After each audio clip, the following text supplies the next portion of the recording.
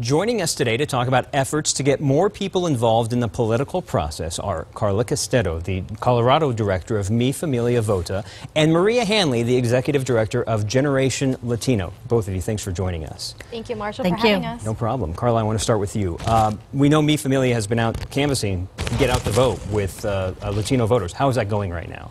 Absolutely. We've been out on the streets, out in the supermarkets. It's going well. We have been registering Latino voters, and before that we had been assisting people to become citizens so that they can register to vote and then they can go ahead and get out to vote this November. Is it hand in hand? Do you try to find those that need citizenship and then get them to vote, or how do you divide that up? Yes, we definitely like to keep in touch with the people that we assist, and so the phase one of the campaign was to get people to become citizens, and then yeah, we contact them again, so we make sure that they're registered to vote. Do you find that when you're talking about registering to vote that you have to twist some arms to say, come on, this is why you need to do this? There's always the groups and people who we do have to do a little bit more persuading, but most of the time, and especially this election year, people are super excited to be participating and engaged. Maria, your focus is on younger voters, so I'm assuming you either need a pop-up in Pokemon Go that says click here to register to vote. How do you reach out to younger voters and say this is important? So at Generation Latino, we're really focused on reaching out to young millennial voters online. As you know, millennials are a tech-savvy generation, and that's where we see an opportunity for us to reach them, and Facebook, Instagram, Snapchat, so on and so forth. When you are talking to younger voters, do you talk about political party? Do you say this is why you need to choose this party and register to vote under this heading, or do you let that? No, I think the issues speak for themselves. You know, young millennial Latinos, just like any other American in this country, are really looking at what's going to help them get ahead.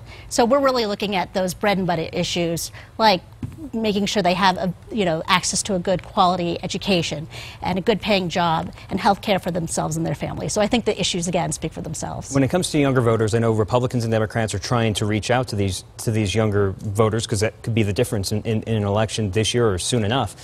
How do Latinos decide? It seems they sway more Democratic. What goes into that? I think, again, it's about who is talking about the issues that resonate with them. What issues are going to help them get ahead and better their lives so they can be successful as everyone else in the job economy market. America's Voice, which is a group focused on immigration reform, recently polled 400 Colorado Latino voters. So this is going to give us a broad look, and we can narrow it down here. But some of the issues they found most pressing: 1/3 felt immigration was the most important. About 1 in 5 said economy and jobs. Then you see 17% said education, 15% said health care, and just 1 in 10 talked about anti-Latino or anti-immigrant discrimination. More stats from that poll coming up, but for this one, what surprised me, I'm not surprised that immigration is on top, but only 1 in 10 thought anti-Latino or anti-immigration impacted their vote the most.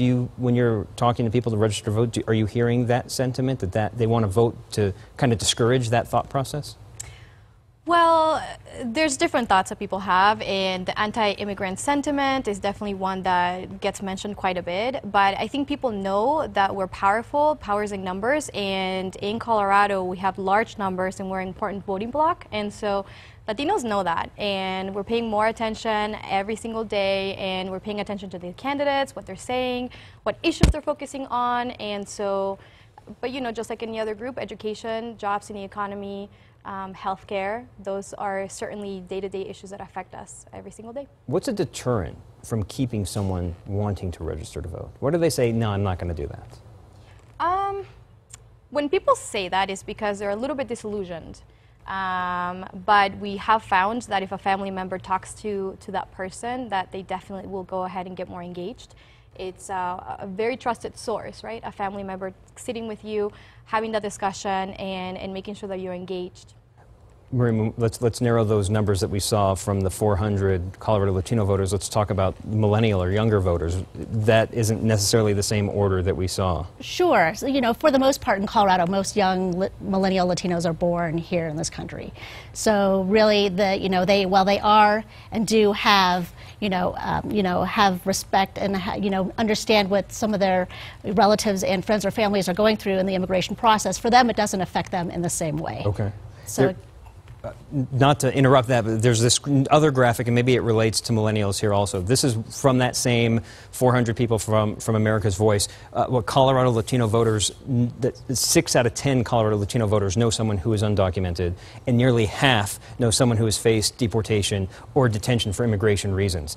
Do you find that the younger voters or the younger people you're talking to also experience that, or is that more for an older audience? No, I think that they feel, and especially looking at this election cycle, that they have been painted, as someone who's not welcome into this country by the national rhetoric that we see coming out of the presidential campaigns.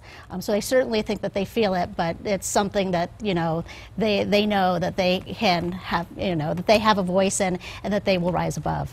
Do I have the numbers right that it's 15% of Colorado's voting bloc are Latino voters? Does that sound about right? That sounds right. So, Latino voters could be the make or break difference for someone to win office. Why am I not here? On this show, we constantly ask the candidates to come on here, how do you reach out to Latinos? How do you reach out to other groups? Why do we have to keep asking that? Why isn't it just they do? Do you find that you struggle to get candidates to talk about Latino issues? I think it's a point in time where we need to make sure that we're elevating the voices of Latinos, and I'm certainly very glad that you asked us to come be on this show today, because I think that that's one big piece of how we make sure that candidates know we have a voice and that we matter. And as to your point, that we are the largest growing demographic in this country and in this state, and we will and can have an impact at the voting booth.